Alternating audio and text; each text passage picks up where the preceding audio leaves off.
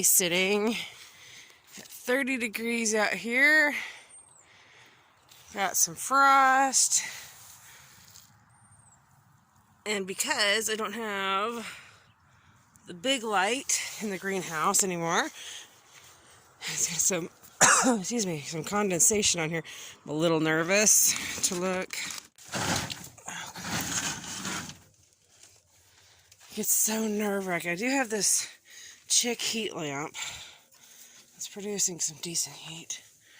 It just makes me nervous because I've got tomatoes and stuff in here, and no, we're okay. What's the temp?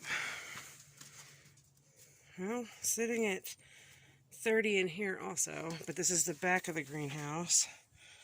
It is chilly. Okay, so if I'm going to note to self, if I'm going to have any more cold nights, I need to find another one of these to put in here.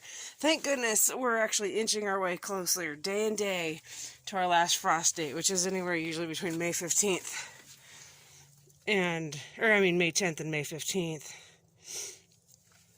which I'm going to be thrilled about. Not having to worry about frost until October would be great.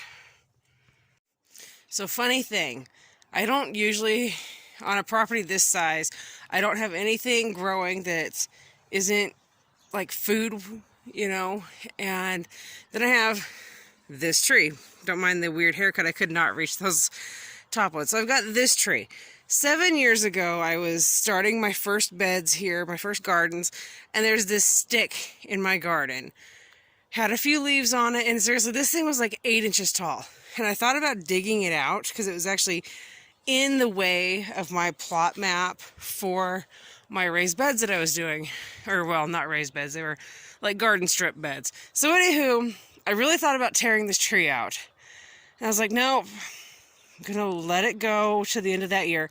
At the end of that year, it was about 12 inches tall. It really did not grow that much.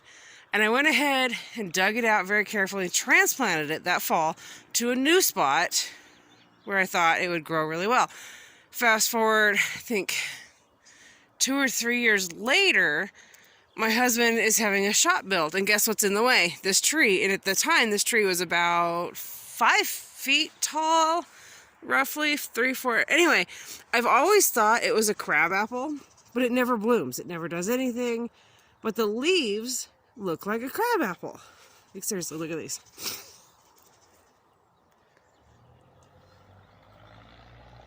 So I thought we had a crabapple, but it, like I said, it never flowers. I was doing dishes the other day, and I was like, why has my tree got pink stuff in it? Well, look, it is a crabapple. It just took 7 years for it to do anything. But right there, and when I'm in the kitchen, I can actually see another spot that has flowers, but when I'm standing underneath it out here, I cannot figure out there.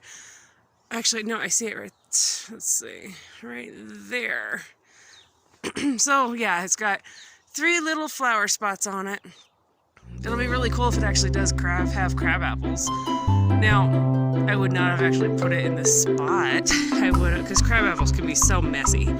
But that's okay. And I'm just going to be so thrilled if this really, truly, 100% is a crabapple tree and it produces. Because when I was a kid, we had crabapple trees. And I have so many memories of making crabapple jelly with my grandma. So I'm really hoping that this is truly a crabapple tree.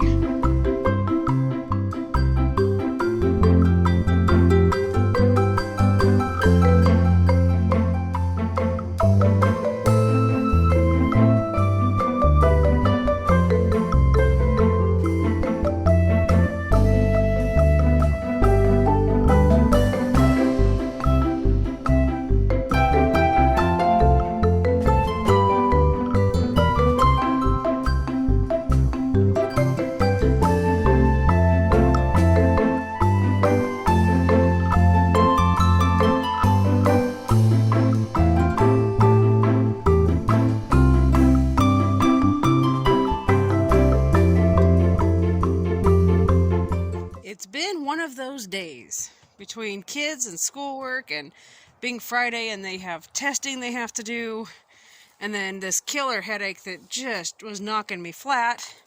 Today has not been going the way I wanted it to, but this evening the weather finally chilled out, the wind quit, so I'm going to take the advantage of the decent weather and that I still got a little bit of light and spread some goat manure in this bed. So this is a bunch of chives, there's strawberries there, that's just grass that needs to go.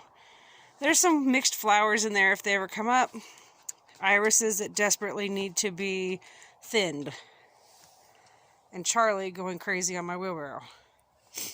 What are you doing? Where'd you go? What are you doing? Well, they keep me entertained, I guess. Oh, I see what it is. The teenagers have figured out they can hide under there and ambush somebody walking by.